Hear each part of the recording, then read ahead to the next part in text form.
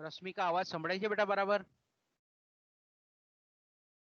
हाँ सर संभळाय છે। સારું સારું, કઈ તકલીફ નથી ને અવાજમાં ખાસ તો? ના ઓકે, સર આપણે સારું સારું સારું, ચાલો આપણે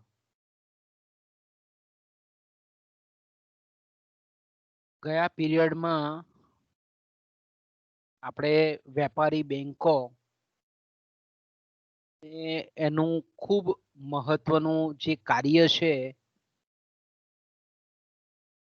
શાખ સર્જનનું, એના વિશે આપણે અભ્યાસ કરતા હતા અને આપણે જાણીએ છીએ તે પ્રમાણે કે વેપારી બેંકો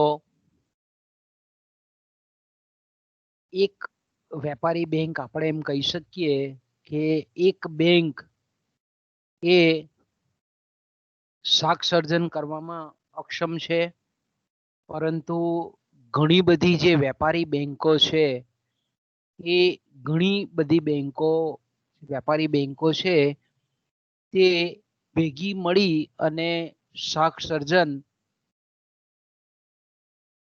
ની પ્રક્રિયા હાથ ધરે છે અને વ્યુત્પન્ન નાણાંનું સર્જન કરે છે। આપણે ગયા પીરિયડમાં જોયું તે પ્રમાણે કે 1000 રૂપિયા રોકડ લઈ અને પ્રાથમિક થાપણો દ્વારા જે સાંકળ ચાલી એ ધીરે ધીરે બેંકો જે થાપણોનું એ પ્રાથમિક થાપણોનું વિસ્તૃતીકરણ કરી વ્યુત્પન્ન થાપણો સર્જી અને અંતે 1000 રૂપિયાની કુલ 5000 જેટલી થાપણોનું સર્જન કરે છે અને એને આપણે જોયું તે પ્રમાણે કે 20% પ્રમાણે રોકડ અનામત રાખતા કુલ વ્યુત્પન્ન અથવા તો કુલ શાખ સર્જન એ આપણને રૂપિયા 4000 જેટલું થયેલું જોવા મળે છે। ગઈકાલે આપણે રિયલ ઉદાહરણ પણ લઈને જોયું કે ભાઈ એ જે છે કે રમેશ છે એ રમેશે અલ્હાબાદ બેંકમાં 100 રૂપિયા મૂક્યા, સોરી 1000 રૂપિયા મૂક્યા। એ અલ્હાબાદ બેંકમાં જે મૂક્યા, અલ્હાબાદ બેંક એના 20% રોકડ રાખી 800 રૂપિયાનું ધિરાણ કરે છે। 800 રૂપિયા રમેશના જે લેણદારો છે તે બેંક ઓફ બરોડામાં જમા કરાવે છે, એટલે 800 રૂપિયા એ બેંક ઓફ બરોડાની એટલે બીજી બેંકની થાપણ બને છે, નવી થાપણ બને છે, પ્રાથમિક થાપણ બને છે અને બીજી બેંકની જે પ્રાથમિક થાપણ છે એને અમુક પ્રમાણમાં 20% પ્રમાણે રોકડ રાખી અને 640 રૂપિયાનું એ ધિરાણ કરે છે અને આ રીતે આપણે એમ કહીએ કે સમગ્ર શાક સર્જનની પ્રક્રિયા એ હાથ ધરાય છે। તો આપણે ગઈકાલે આવું એક ઉદાહરણ પણ લીધું, ત્યાર પછી આપણે જે જોતા હતા કે આ રીતે જે લાંબી ગણતરી અર્થતંત્રમાં બેંકો દ્વારા જે શાક સર્જન થાય છે એની લાંબી ગણતરીની જગ્યાએ આપણે બીજગણિતની રીતે પણ સૂત્રની રીતે પણ અર્થતંત્રમાં કેટલું શાક સર્જન થયેલું છે એ આપણે જોઈ શકીએ છીએ અને એનું મેં જે કીધું તે પ્રમાણે એનું જે સૂત્ર છે એ સૂત્ર આપણે જે જોઈ ગયા તે પ્રમાણે ખાસ કરીને કે મૂળ જે પ્રાથમિક થાપણ છે તે એટલે રમેશે જે 1000 રૂપિયા રોકડ મૂક્યા તે બેંકમાં ખાતું ખોલાવ્યું તે ઓછા આપણે જાણીએ છીએ તે પ્રમાણે કે એના પરની જે રોકડ અનામતની રકમ છેદમાં રોકડ અનામતના ટકા। તો આ રીતે પણ તમે પરીક્ષામાં જો પૂછે કુલ શાક સર્જનનું સૂત્ર લખો તો તમે આ રીતે પણ લખી શકો। ઓકે, ચોપડીમાં જે આપેલું છે તેમાં મારી દ્રષ્ટિએ થોડીક ભૂલ છે, એટલે સાચું સૂત્ર જો આપણે જોઈએ તો આ સૂત્ર છે। એટલે આપણે એમ કહી શકીએ કે 20% જો રોકડ અનામત રાખવામાં આવે તો એનું બમણું આપણે એમ કહીએ કે શાક સર્જન થાય, એ બેઝિકલી એનો નિયમ છે। આપણે 4 ગણું, કારણ કે 20% છે એ હિસાબે। તો મારી દ્રષ્ટિએ થોડીક એમાં ક્ષતિ છે, એટલે આ સૂત્ર તમે યાદ રાખો તો વધારે સારું. તો આ રીતે મેં કીધું તેમ કે બેંકો છે તે નજીવી પ્રાથમિક થાપણમાંથી જે અનેક ગણી થાપણો સર્જે છે તે પ્રક્રિયાને આપણે અનેક ગણું શાખ સર્જન કે એને આપણે મલ્ટિપલ ક્રેડિટ ક્રિએશન અથવા તો ગુણાત્મક શાખ નિયંત્રણ શાખ સર્જન કહીએ છીએ. તો આપણે જાણીએ છીએ તે પ્રમાણે કે બેંકનું જે દરેક ધિરાણ છે એ થાપણ સર્જે છે, પરંતુ બધી જ થાપણો એ ધિરાણ કે લોનનું પરિણામ નથી, એની પણ આપણે ચર્ચા કરી ગયા કે every advance creates deposits but all deposits are not the result of the advances or loans. આપણે ગઈકાલે ચર્ચા કરી ગયા છે. એટલે આપણે એ યાદ રાખવું જોઈએ કે બેંકનું દરેક ધિરાણ જે છે તે થાપણો સર્જે છે, પરંતુ બધી જ જે થાપણો છે એ ધિરાણ કે લોનનું પરિણામ નથી. આપણે એ ગઈકાલે ચર્ચા કરી ગયા છે તે પ્રમાણે.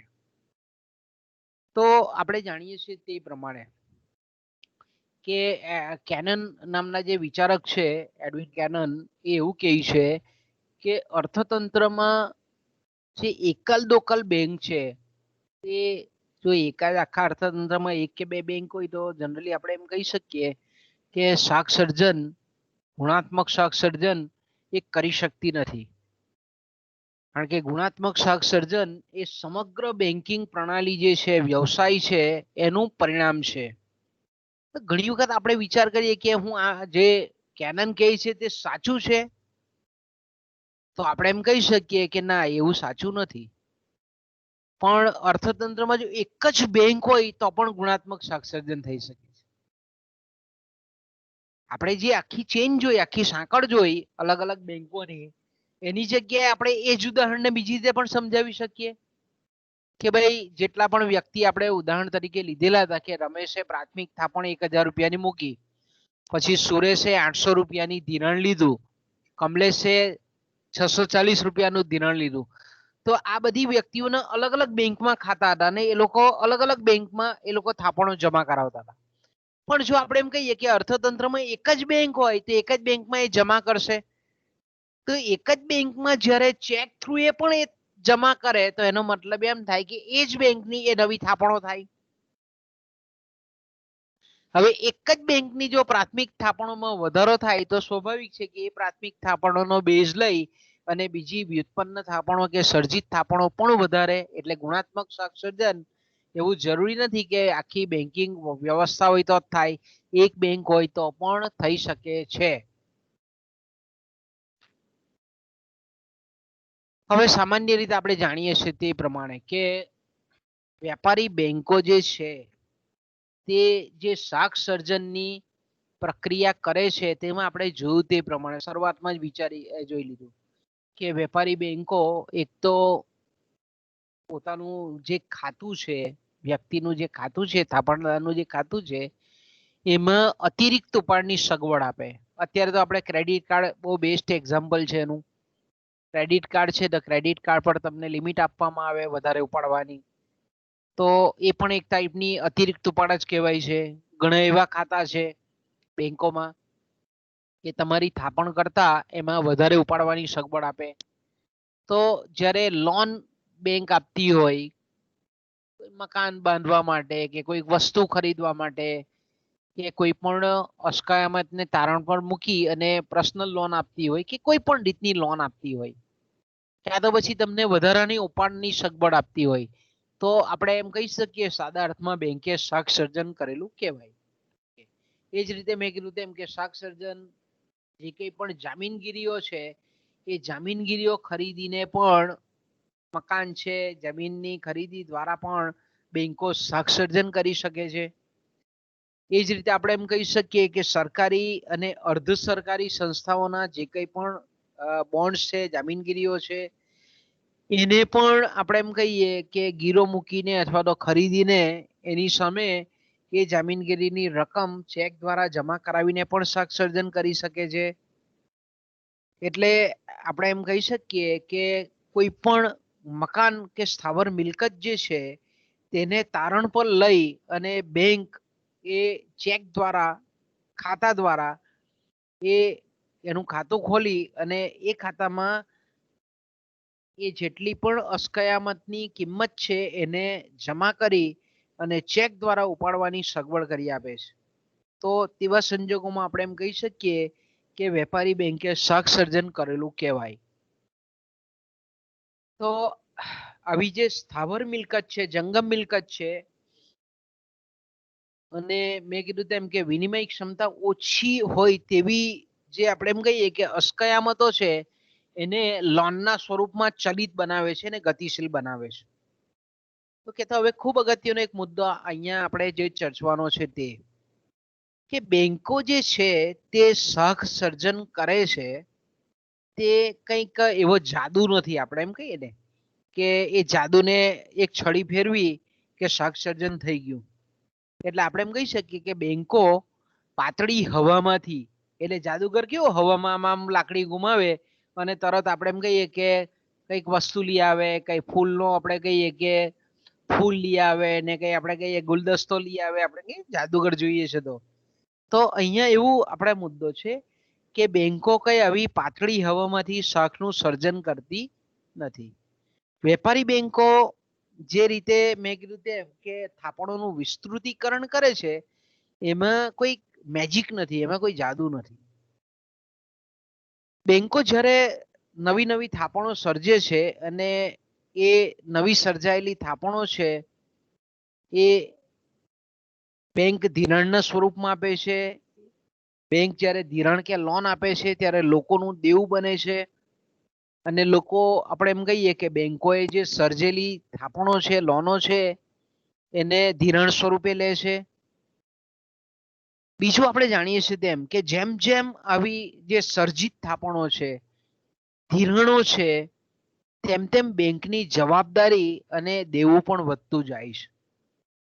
બેંક જેટલું પણ આપણે એમ કહીએ કે શાક સર્જન કરે એટલે અલ્ટિમેટલી આપણે એમ કહીએ કે બેંકની જવાબદારી ઊભી થાય છે, બેંકનું દેવું વધે છે. આપણે જોઈએ છે મોટા મોટા સ્કેન્ડલો, વિજય માલ્યાનું સ્કેન્ડલ હમણાં થોડાક ટાઈમ પહેલા હતા, કરોડો રૂપિયા સ્ટેટ બેંક ઓફ ઇન્ડિયાએ એને લોન આપી. તો આપણે એમ કહીએ કે પછી એ રીપેમેન્ટ નહીં કરે, એનું ભરપાઈ નહીં કરે તો સરકાર આપણે એમ કહીએ કે દેવું બની જાય, એનું ડિફોલ્ટર બની જાય. તો આપણે કે ઘણા બધા પૈસા એ બેંકના માટે બોજો આવી જાય. તો બેંક જ્યારે પણ ધિરાણ સર્જે છે, લોન આપે છે, ત્યારે એક જાતની એના પર રિસ્પોન્સિબિલિટી હોય. આપણે આપણા પોતાના અનુભવ પણ આપણે જાણીએ છીએ કે ભાઈ જ્યારે આપણે દેવું લેતા હોઈએ ત્યારે આપણા માથા પર બોજ કેટલો લાગે કે જ્યાં સુધી આપણે એને ચૂકવીએ ને ત્યાં સુધી આપણે માનસિક રીતે ડિસ્ટર્બ રહીએ. આપણે કહીએ ને કે ઊંઘ નહીં આવે, તેવું અહીંયા પણ છે કે બેંકો ને જેમ દેવું વધે, થાપણોનું સર્જન કરે, ધિરાણ આપે, તેમ તેમ એની લાયબિલિટીઝ જેને આપણે જવાબદારી કહીએ છીએ એ પણ વધતી જાય. તો જ્યારે બેંકો દેવું કરવા તૈયાર હોય એટલે કે લોન સર્જવા તૈયાર થાય છે, ધિરાણ આપવા ધિરાણ આપવા માટે તૈયાર થતી હોય, તત્પર થતી હોય, ત્યારે આપણે એમ કહીએ કે અને બીજી બાજુ આપણે એમ કહીએ કે જે ગ્રાહકો છે, વ્યક્તિઓ છે, એ લોન લેવા તૈયાર હોય. તો આપણે એમ કહીએ કે લોકો લોન લે એટલે લોકોનું દેવું પણ થાય, બેંક ધિરાણ આપે એટલે એનું પણ દેવું થાય, અને લોકો ધિરાણ લે એટલે એ પણ દેવું થાય. પણ બેઝિકલી આપણે એમ કહીએ કે લોકોનું દેવું અને બેંક દેવા વચ્ચે બેઝિકલી તફાવત છે. કે લોકોનું દેવું છે તે નાણાં તરીકેની વિનિમય, આપણે એમ કહીએ ને કે વિનિમયના માધ્યમ તરીકેનું કાર્ય બજાવી શકતું નથી, લોકોનું દેવું છે તે. પણ બેંકનું દેવું છે તે વિનિમયના માધ્યમ તરીકેનું કાર્ય બજાવે છે. દેવું છે તે નાણાં તરીકેની ફરજ બજાવે છે, બેંકનું દેવું જે છે તે. તો આપણે એમ કહી શકીએ કે લોકોનું જે દેવું છે તે મેં કીધું તેમ કે અર્થતંત્રમાં નાણાંની ભૂમિકા નથી ભજવતું.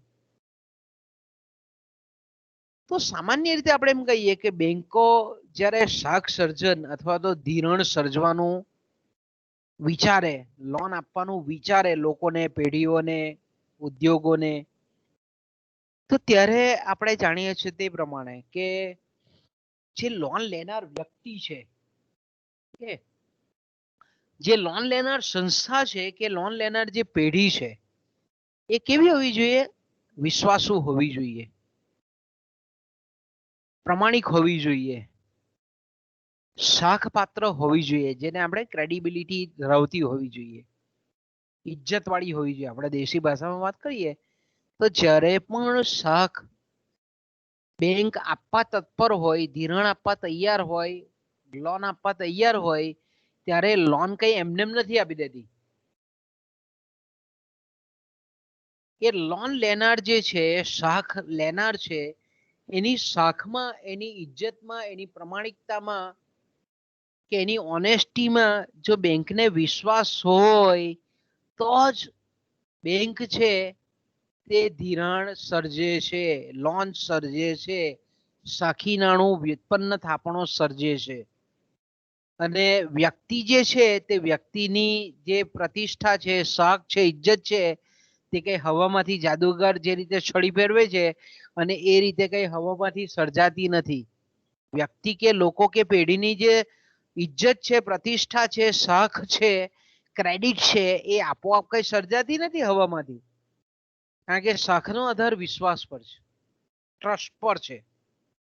અને શાખમાં મેં કીધું તેમ કે ભાવિનો ઉલ્લેખ છે, ભવિષ્યનો ઉલ્લેખ છે કે ભાઈ બેંકને ગેરંટી છે કે ભાઈ હું એક્સ નામના વ્યક્તિને લોન આપું છું, નિયત સમયગાળા માટે એ લોન ભરી જ દેશે.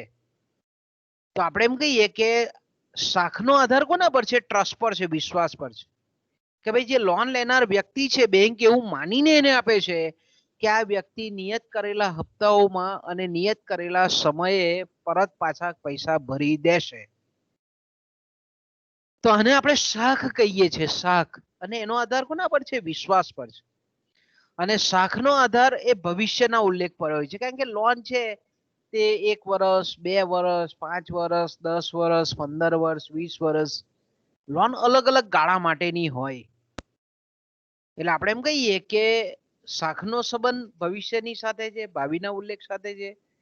શાખમાં મેં કીધું તેમ કે પાછું દેવાનો પણ સમાવેશ થાય છે.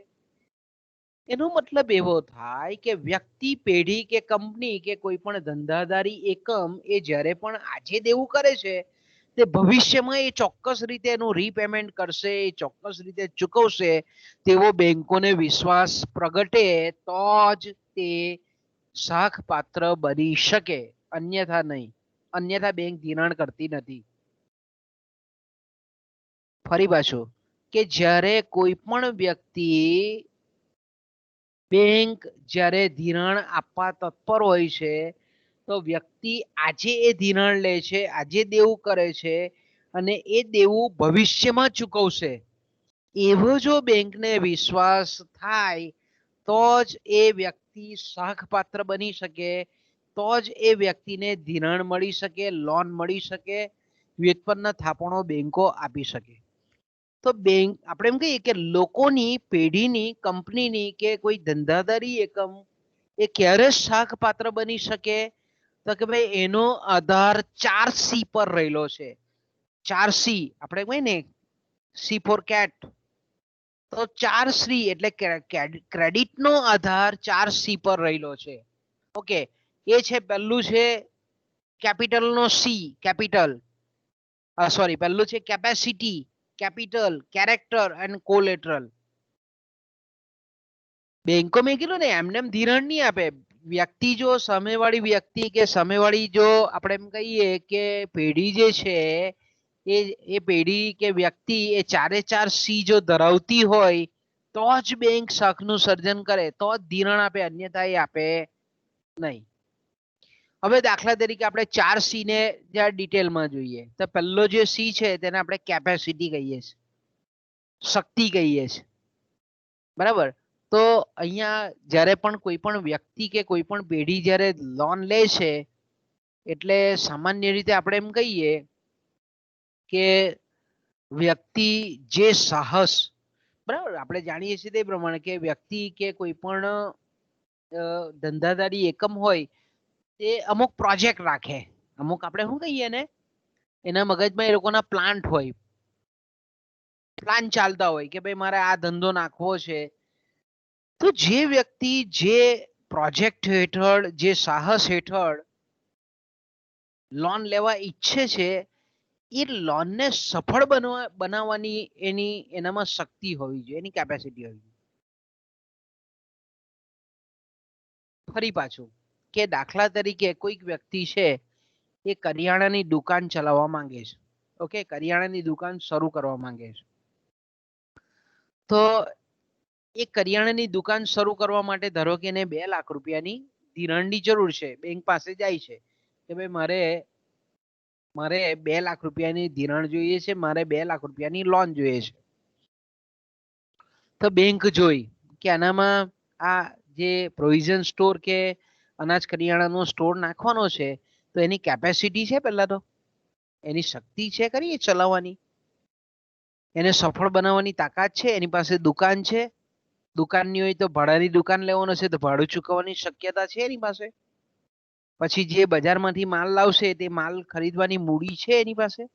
જો એનામાં આ કેપેસિટી જોઈએ, એની તાકાત જોઈ, એની પાસે કઈ કઈ એવી બીજા ઓપ્શન, બીજી વૈકલ્પિક અસ્કયામતો છે કે એમાંથી એ આ પ્રોજેક્ટ જે છે સાહસ છે એને સાકાર કરી શકે એમ છે. એનામાં સફળ થવાની કેપેબિલિટી કેવી છે, એબિલિટી કેવી છે, એની ઉંમર કેવી છે, કેવો ધંધો કરી શકે એવી સક્ષમ છે, એની પાછળ આર્થિક આધાર કેવો છે, સ્થાવર મિલકત જંગમ મિલકત કેવી છે.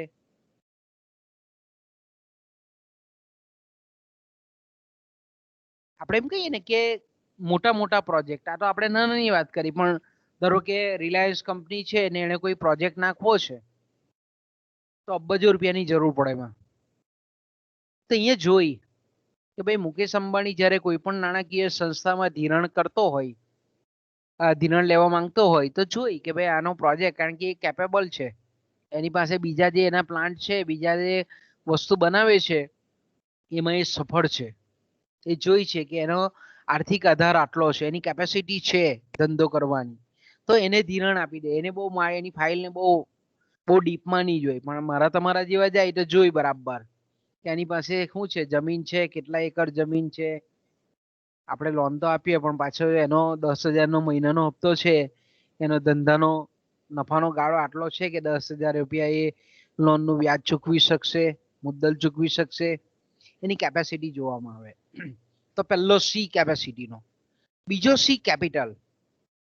જો આપણે એમ કહીએ ને કે બેંકો પાતળી હવામાંથી શાખનું સર્જન કરતી નથી, બેંકો ત્યારે જ ધિરાણ આપે, ત્યારે જ લોન આપે, ત્યારે જ વ્યુત્પન્ન થાપણોનું સર્જન કરે કે લોન લેનાર વ્યક્તિ કે પેઢી કે સંસ્થા કે કંપની કે ધંધાદારી એકમ એની પાસે કંઈક કેપિટલ હોય. કેપિટલ વગર તમારી પાસે મૂડી જો ન હોય તો બેંક ધિરાણ આપતી નથી.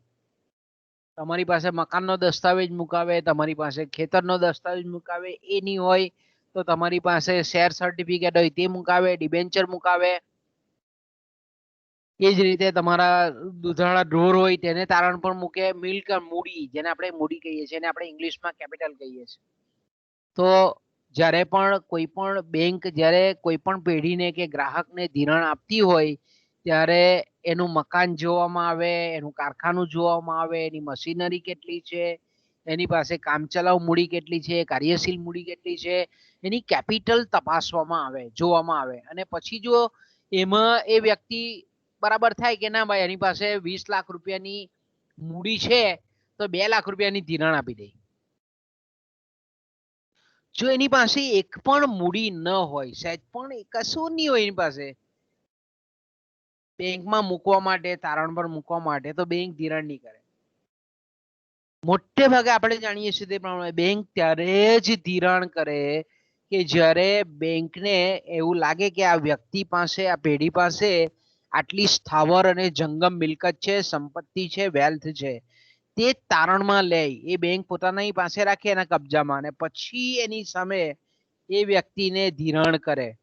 એટલે મેં કીધું તેમ કે 10 લાખની તમારી પાસે સંપત્તિ હોય તો 1 લાખ રૂપિયાનું ધિરાણ કરે.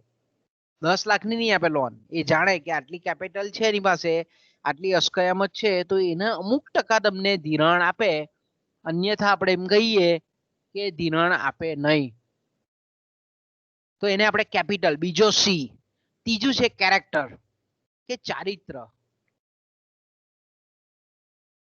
વ્યક્તિ શક્તિશાળી હોય, ધારો કે બહુ કેપિટલ હોય, પછી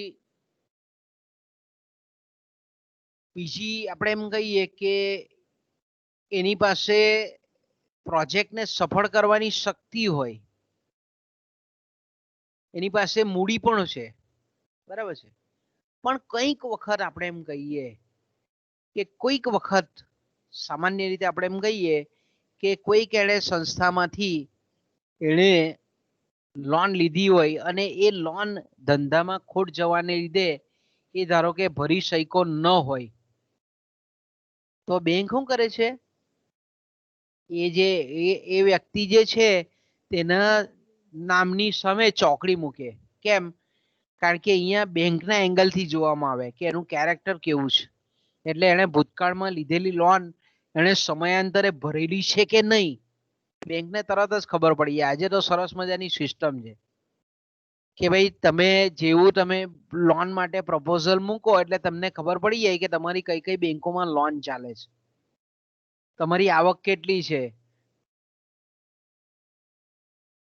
તમે ભૂતકાળમાં જે લોન લીધેલી છે તે સમયાંતરે પરત કરેલી છે કે નહીં.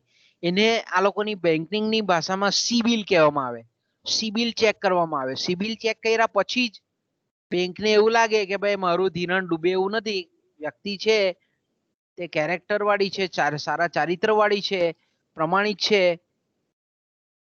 ને એ ધિરાણ પરત કરવામાં કોઈ જાતના અખાડા કરાવે એવી નથી, કેપિટલ પણ છે, કેપિટલ પર પીઠબળ છે, તો સામાન્ય રીતે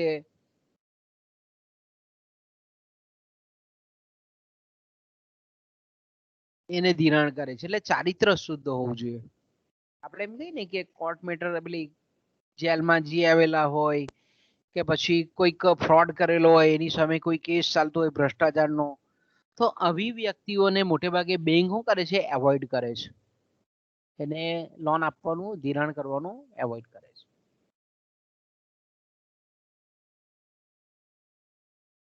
તો આપણે અહીંયા જોયું તે પ્રમાણે કે 3C ની ચર્ચા કરી આપણે. કેપેસિટી હોવી જોઈએ, કેપિટલ હોવી જોઈએ, કેરેક્ટર એનું ચોખ્ખું હોવું જોઈએ, ચારિત્ર શુદ્ધ હોવું જોઈએ, કોઈ ગુનાકીય પ્રવૃત્તિ હેઠળ વ્યક્તિ હોવો નહીં જોઈએ. ચોથું જે છે તે કોલેટરલ. એટલે આપણે એમ કહીએ કોલેટરલ એટલે હું, તો કે ભાઈ કેપિટલ જે છે એની પાસે મૂડી છે, એની પાસે જે સ્થાવર અને જંગમ મિલકત છે એ બેંકમાં મૂકવા તૈયાર હોવો જોઈએ.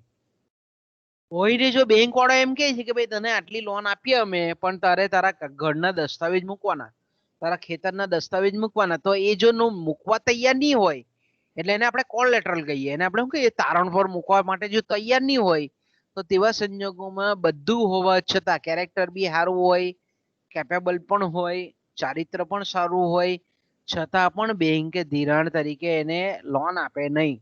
લોન નહીં આપે. કેમ? કારણ કે એની કેપિટલ જે છે એ મૂકવા તૈયાર નથી, કોલેટરલ કરવા તૈયાર નથી. આ ચારે ચાર સી જો કોઈક વ્યક્તિના કે પેઢીના કે ધંધાકીય એકમના કે કોઈક સંસ્થાના જો પરિપૂર્ણ થતા હોય તો બેંકો ઇઝીલી આપણે એમ કહીએ કે લોન આપી દે છે. માથાકૂટ નથી કરતી.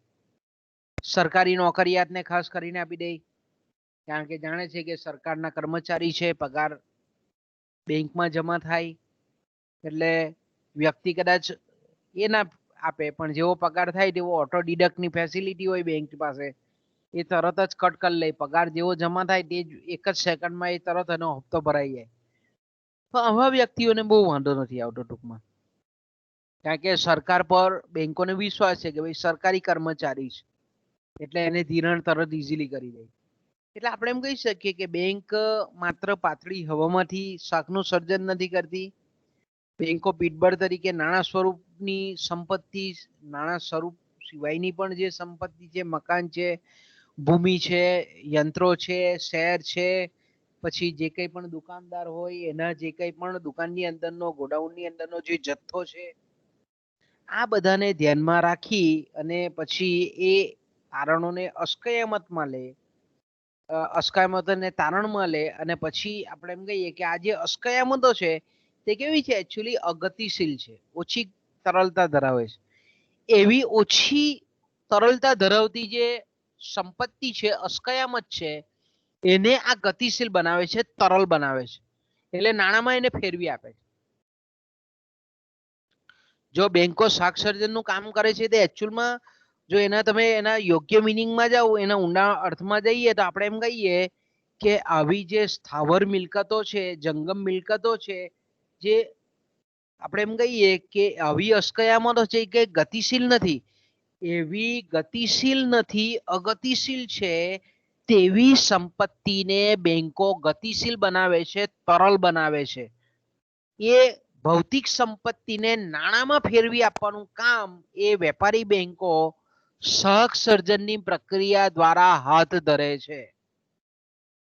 એટલે ક્રાઉથર ખૂબ સરસ મજાની વાત કહે છે કે ભાઈ બેંકો જે છે તે પાતળી હવામાંથી નાણાંનું સર્જન નથી કરતી, તે તો અન્ય સ્વરૂપમાં રહેલી જે અસ્કયામત છે, સંપત્તિ છે, તેને નાણાંમાં કન્વર્ટ કરી આપે છે, રૂપાંતર કરી આપે છે, ફેરવી આપે છે.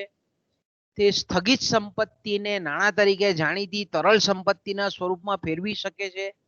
તે અસ્કયામતો તરીકે સ્થગિત સંપત્તિને સ્વીકારે છે અને તેના બદલામાં નાણું આપે છે.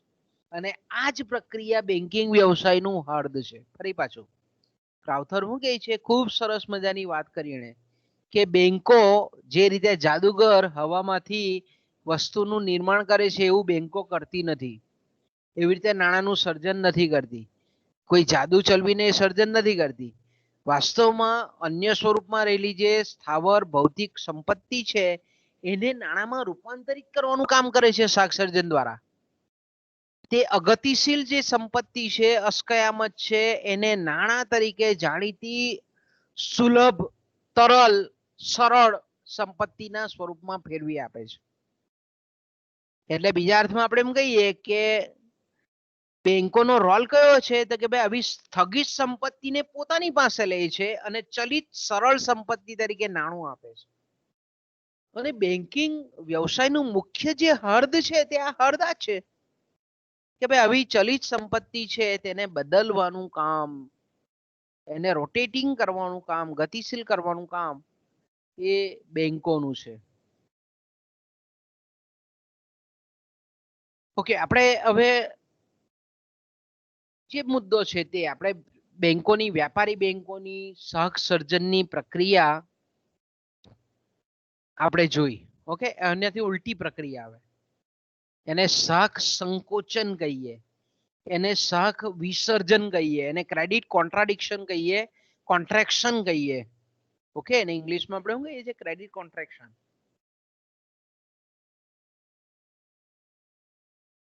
તો જે રીતે આપણે એમ કહીએ કે અનેક ગણું શાક સર્જન થાય છે, એ જ રીતે અનેક ગણું શાક સંકોચન પણ થાય, શાકનું વિસર્જન પણ થઈ જાય. તો જો રીતે આપણે એમ કહીએ કે ભાઈ બેંકો તેની થાપણોમાં જ્યારે વધારો કરે, થાપણોનું વિસ્તૃતીકરણ કરે, તો તેને આપણે ગુણાત્મક શાક સર્જન કહીએ છીએ અને શાકનું વિસ્તરણ કરી શકે છે. એ જ રીતે જ્યારે આપણે એમ કહીએ કે વેપારી બેંકો થાપણોમાં ઘટાડો કરે છે ત્યારે ગુણાત્મક શાક સર્જન, શાક સંકોચન, તો એને આપણે ઉલટું કહીએ છીએ, ગુણાત્મક શાક સંકોચન, કે એને શાક વિસર્જન કહીએ છીએ.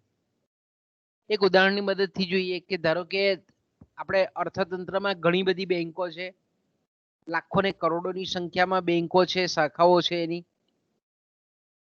તો ધારો કે દરેક બેંકોએ મેં કીધું તેમ કે થાપણોના 20% એની જે પ્રાથમિક થાપણો છે એની કુલ થાપણો છે તેના 20% એમણે રોકડ અનામત તરીકે રાખવાના છે.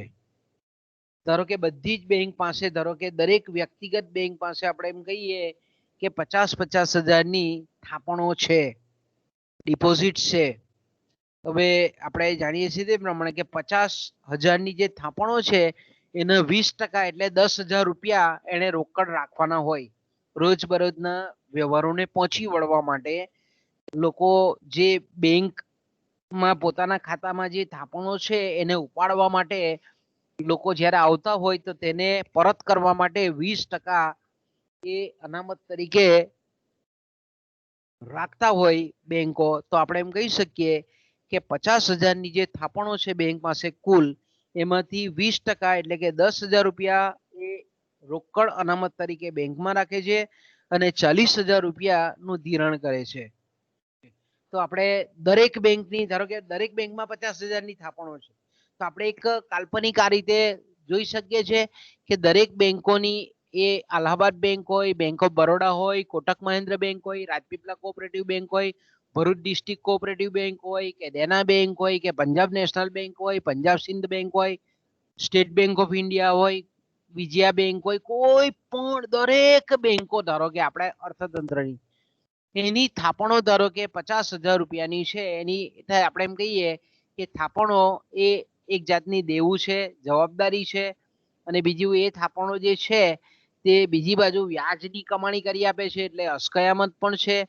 આપણે જાણીએ છીએ તે પ્રમાણે કે પ્રાથમિક જે થાપણો છે 50,000ની, એમાંથી 20% પ્રમાણે રોકડ અનામતો એટલે 10,000 રૂપિયા એ રાખે છે અને 40,000 રૂપિયાનું એ ધિરાણ કરે છે. એટલે આની બેલેન્સ શીટ, દરેક બેંકોની બેલેન્સ શીટ સરખી હોય, સરવૈયું દરેક બેંકોનું સરખું છે આપણે એમ કહીએ. હવે દાખલા તરીકે આપણે એમ કહીએ કે કોઈ ગ્રાહક, રમેશ જેવો કે સુરેશ જેવો કોઈ ગ્રાહક છે, આપણે માની લઈએ એ થાપણદાર છે, તે અલ્હાબાદ બેંકમાંથી કોઈ એક બેંકમાંથી રૂપિયા 1,000 ઉપાડે છે. આપણે અલ્હાબાદ બેંક એને ઉદાહરણ આપી દીધું. તો હવે 1,000 રૂપિયા ઉપાડે છે, તો આપણે એમ કહીએ કે એ બેંકની પ્રાથમિક થાપણ હવે 50,000ની હતી, એમાંથી 1,000 ગઈ તો 49,000 થઈ. હવે તેના 20% બેંકોએ અનામત રાખવાના છે. 49,000ના 20% એટલે 9,800 રૂપિયા એ રોકડ તરીકે કેશિયરમાં, કેશ એકાઉન્ટમાં, કેશ વિભાગમાં રાખવાના હોય. એટલે હવે આપણે એમ કહીએ કે 1,000 રૂપિયા પેલા એ ઉપાડ્યા, એટલે બેંકની પ્રાથમિક થાપણો 49,000 થઈ, તેના 20% એટલે 9,800 એ રોકડ તરીકે રાખવા પડે છે. હવે આપણે એમ કહી શકીએ કે બેંકો 39,200, 39,200 એટલે તો કે ભાઈ 49 ઓછા 9,880 નું ધિરાણ કરી શકશે, એટલે 39,200 નું ધિરાણ કરી શકશે. કે પહેલા તે કેટલું ધિરાણ કર્યું હતું, તો કે ભાઈ 40,000 રૂપિયાનું ધિરાણ કરતો હતો. હવે આપણે એમ કહીએ કે 40,000ની જગ્યાએ ખાસ કરીને અલ્હાબાદ બેંકમાંથી 1,000 રૂપિયાની થાપણ ઓછી થઈ, તો આપણે કીધું તેમ કે 1,000 રૂપિયા ઓછા થયા એટલે 200 રૂપિયાની રોકડ અનામત, એટલે કુલ શાખનું સંકોચન એ ₹800 થાય. હવે આપણે એમ કહીએ કે અલ્હાબાદ બેંકે એ 800 રૂપિયા બેંક ઓફ બરોડા પર ચેક લખીને વસૂલ કર્યા, બેંક ઓફ બરોડા પાસેથી વસૂલ કર્યા. તો હવે આ સંજોગોમાં આપણે એમ કહીએ કે બેંક ઓફ બરોડાની જે થાપણ છે તે પણ જે 50,000ની હતી એ ઘટીને 49,200 જેટલી થઈ. હવે આપણે 49,200ની થઈ, એનો મતલબ એવો થાય કે એના 20% રોકડ અનામત એટલે 9,840 રૂપિયા થાય. હવે એ અનામત આટલી રાખવી પડે, 9,840 રૂપિયા. હવે આપણે 49,200 માંથી 9,840 કે જે 20% રોકડ અનામત પ્રમાણ છે એને સાઈડ પર રાખીએ, તો બેંક હવે 38,360 રૂપિયાનું ધિરાણ કરી શકશે. પહેલાનું ધિરાણ જે 40,000 હતું, હવે ઘટીને મેં કીધું તેમ કે 9,840 રૂપિયા જેટલું ગયું, એટલે આપણે એમ કહી શકીએ કે 640 રૂપિયા નેટ ધિરાણ ઓછું હવે કરી શકે બેંક. તો આપણે એમ કહીએ કે આટલું શાખનું સંકોચન થયેલું કહેવાય, આટલું શાખનું વિસર્જન કરેલું. ધારો કે હવે આપણે એમ કહીએ કે કોટક મહિન્દ્ર બેંક પર ચેક લખીને આ બીજી જે બેંક ઓફ બરોડા છે એ વસૂલ કરે છે 640 રૂપિયા, એટલે 640 રૂપિયા એ કોટક મહિન્દ્ર બેંકની જે પ્રાથમિક થાપણો છે તે પણ આપણે એમ કહીએ કે ઓછી થાય. તો હવે એના 20% 50,000ના 49,200ના 20%, એ રીતે આપણે એમ કહીએ કે કોટક મહિન્દ્ર બેંક પણ પોતાની જે પ્રાથમિક થાપણો છે એના 20% જેટલું રહેવા દઈને બાકીનું થાપણ આપણે ધિરાણ કરે છે, તો એમાં પણ આપણે એમ કહીએ કે લગભગ 9,000 જેટલું સંકોચન આપણને થતું જોવા મળે છે. તો આ રીતે આપણે એમ કહીએ કે જે રીતે સેમ આપણે જે શાખ સર્જન થાય છે એ જ રીતે શાખ વિસર્જન પણ થતું જાય છે. આ આપણા અભ્યાસક્રમમાં નથી, પણ જરાક વસ્તુ જાણવા જેવી છે એટલા માટે આપણે થોડીક ટૂંકમાં ચર્ચા કરી. હવે આ જે છે તે ખૂબ અગત્યની વસ્તુ છે ચર્ચા કરવાની, એ છે બેંકોની શાખ સર્જન શક્તિની મર્યાદાઓ. ઓકે, બેંકોની શાખ સર્જન શક્તિની મર્યાદાઓ અથવા તો પરીક્ષામાં તમને ટૂંક નોંધમાં પણ પૂછે છે કે શાખ સર્જનની ટીકાઓ, મર્યાદાઓ, લિમિટેશન્સ. તો આપણે ઉપરની જે ચર્ચા કરી અત્યાર સુધીમાં કે ભાઈ શાખ સર્જન પ્રક્રિયાની ચર્ચા કદાચ આપણને એમ લાગે કે બેંકો અમર્યાદિત રીતે, અવિરત રીતે સતત ધિરાણ આપી આપી આપી અને ઘણો બધો નફો કે પ્રોફિટ કમાતી હશે. કારણ કે કોઈ પણ વ્યક્તિને રોકડ અનામત, રોકડ આપ્યા વગર લોન આપી આપીને જબરજસ્ત વ્યાજની કમાણી કરતી હશે. કોઈ પણ વ્યક્તિને રોકડ ચૂકવ્યા વગર આપણે એમ કહીએ કે જામીનગીરીઓ ખરીદીને ડિવિડન્ડનું પ્રમાણ ખૂબ મેળવતી હશે. એટલે આપણે એમ કહીએ કે વાવવા કરતા લણવાનું કામ એ બેંકોનું વધારે છે, એવું આપણને ઉપર છલ્લી રીતે લાગે, પણ વાસ્તવમાં એવું નથી હોતું. દરેક જે સંસ્થાઓ છે, આવી નાણાકીય સંસ્થાઓ છે, તેના પર જે મર્યાદા છે એવી બેંકો પર મર્યાદા છે. વાસ્તવમાં આપણે એમ કહીએ કે બેંકો મન ફાવે તે રીતે, અવિરત રીતે, કોઈ પણ જાતની મર્યાદા વગર શાખનું સર્જન પુષ્કળ પ્રમાણમાં વધારી શકતી નથી. મનસ્વી રીતે જે કંઈ પણ માર્ગદર્શિકાઓ છે, જે કંઈ પણ અનુભવો છે, એના આધારે આપણે એમ કહીએ કે બેંકો જે છે એ અવિરત રીતે શાખ સર્જન કરી શકતી નથી. કારણ કે જો અર્થતંત્રમાં મેં કીધું તેમ કે બે નાણાંના પુરવઠામાં બે વસ્તુનો સમાવેશ થાય, કાયદેસરનું ચલણી નાણું અને બેંકોનું શાખી નાણું, જેને આપણે વ્યુત્પન્ન નાણું કહીએ છીએ, બેંક નાણું કહીએ છીએ. બેંક નાણું એટલે હું તો આપણે જોઈ ગયા તે પ્રમાણે કે બેંકો જે શાખ સર્જનની પ્રક્રિયા દ્વારા શાખી નાણાંનું જે સર્જન કરે છે તેને આપણે બેંક નાણું કહીએ છીએ, એને આપણે વ્યુત્પન્ન નાણું કહીએ છીએ, સર્જિત નાણું કહીએ છીએ. તો સામાન્ય રીતે આપણે એમ કહીએ કે મન ફાવે તે રીતે વેપારી બેંકો એ અવિરત રીતે જો શાખ સર્જન કરે તો અર્થતંત્રમાં નાણાંનો પુરવઠો એટલો બધો વધી જાય કે અર્થતંત્રમાં ફુગાવાના પરિણામો, ફુગાવાના પરિબળો એ આકાર પામે. ફુગાવો જેને આપણે એમ કહીએ ને કે પેલા ધીમી ગતિએથી ચાલતો ફુગાવો એ દોડવા માંડે, ને દોડવા માંડતો ફુગાવો હોય તો કૂદવા માંડે, ઘોડા ભેગી ફુગાવો થઈ જાય, એટલે તીવ્રતમ ફુગાવાનું પ્રયાણ થાય, એટલે કે ભાવ સપાટીમાં વધારો. તો આપણે એમ કહીએ કે વેપારી બેંકોની શાખ સર્જનની પ્રક્રિયા જે છે એના પર ખાસ કરીને બે પ્રકારના અંકુશ છે. પહેલા જે અંકુશો છે તે કેવા છે? સ્વયં સંચાલિત છે. અને બીજા જે અંકુશો છે એ સામાન્ય રીતે આપણે એમ કહીએ કે મધ્યસ્થ બેંકની શાખ નિયંત્રણની જે નીતિ છે એના અંકુશોનો એમાં સમાવેશ થાય છે. અહીંયા જે છે સ્વયં સંચાલિત અંકુશો છે તેની આપણે વાત કરીશું. આના પછીનું જે આપણું ચેપ્ટર છે, ટોપિક છે, એમાં આપણે બીજા પ્રકારના જે શાખ નિયંત્રણના જે અંકુશો છે તેના પછીના ટોપિકમાં આપણે આવે છે.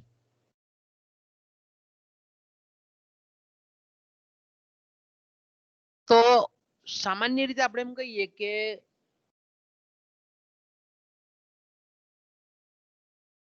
પહેલી જે ત્રણ મર્યાદાઓ છે, દેશમાં કુલ રોકડ નાણાંનું પ્રમાણ, લોકોની તરલ વૃત્તિ કે રોકડ પસંદગી અને અર્થતંત્રમાં રોકડ અનામતનું ન્યૂનતમ કે લઘુત્તમ પ્રમાણ. આ જે 3 મર્યાદાઓ છે તે બેનહામે સૂચવેલી છે, બેનહામ નામના વિચારકે સૂચવેલી છે. બાકીની જે છે અસ્કયામતો અને તારણોનું પ્રમાણ, થાપણોમાં ભંગાણ, લોકોની શાખ સ્વીકારવાની તૈયારી, વેપાર અને રોજગારની પરિસ્થિતિ, આ બધા અન્ય જે મર્યાદાઓ છે તેની આપણે ચર્ચા કરીશું. તો પહેલું જે પરિબળ છે અર્થતંત્રમાં એ છે દેશમાં કુલ રોકડ નાણાંનું પ્રમાણ. તો આપણે જાણીએ છીએ તે પ્રમાણે કે શાખ સર્જનનો જે પાયો છે એ અર્થતંત્રમાં રહેલું કાયદેસરનું નાણાંનું જે પ્રમાણ છે તેના પર છે. એનો જે બેઝ છે આપણે એમ કહીએ શાખ સર્જનનો, એ અર્થતંત્રમાં જે કાયદેસરનું નાણું છે એ કાયદેસરના નાણાંને લીધે આપણે એમ કહીએ કે બેંકો શાખ સર્જન કરે છે. જેટલું કાયદેસરનું નાણું વધારે એટલી બેંકોમાં આપણે એમ કહીએ કે પ્રાથમિક થાપણો લોકો દ્વારા વધારે આવે, અને પ્રાથમિક થાપણો જેટલી વધારે આવે એટલું વ્યુત્પન્ન થાપણો બેંકો એ થાપણોનું વિસ્તૃતીકરણ કરી અને વધારે ને વધારે નાણું ધિરાણમાં લોન એટલી આપી શકે, ધિરાણ વધારી શકે. એટલે આપણે એમ કહી શકીએ કે જેટલું અર્થતંત્રમાં ચલણી નાણું, કાયદેસરની ચલણી નોટો અને સિક્કાઓનું જેટલું પ્રમાણ વધારે એટલું આપણે એમ કહી શકીએ કે બેંકોનું શાખ સર્જનની જે પ્રવૃત્તિ છે એમાં વધારો થાય.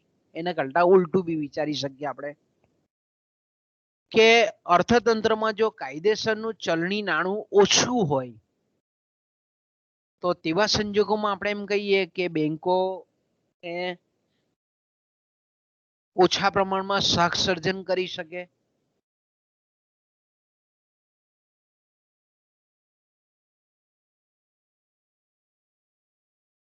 અને આપણે જાણીએ છીએ તે પ્રમાણે કે ચલણી નાણું જે છે, કાયદેસરનું જે ચલણી નાણું છે એ બહાર પાડવાનો ઇજારો એ દેશની મધ્યસ્થ બેંકનો છે, રિઝર્વ બેંક ઓફ ઇન્ડિયાનો છે. ભારતની જો વાત કરીએ તો આપણે તો મધ્યસ્થ બેંક વેપારી બેંકની જે શાખ સર્જનની શક્તિ છે એના પર અંકુશ રાખી શકે. બાળકો અહીંયાથી આપણે અટકીએ, મારો ટીવાય નો પછી આપણે પીરિયડ પણ છે એટલે આપણે છે ને રિસેસ પછી આપણો પીરિયડ છે તો પછી ભેગા થઈએ પાછા, બરાબર ને? તો આપણે અહીંયા અટકીએ બાળકો, રિસેસ પછી પાછા ભેગા થઈએ, સંખ્યા વધવી જોઈએ બાળકો. ચાલો અહીંયાથી આપણે અટકીએ.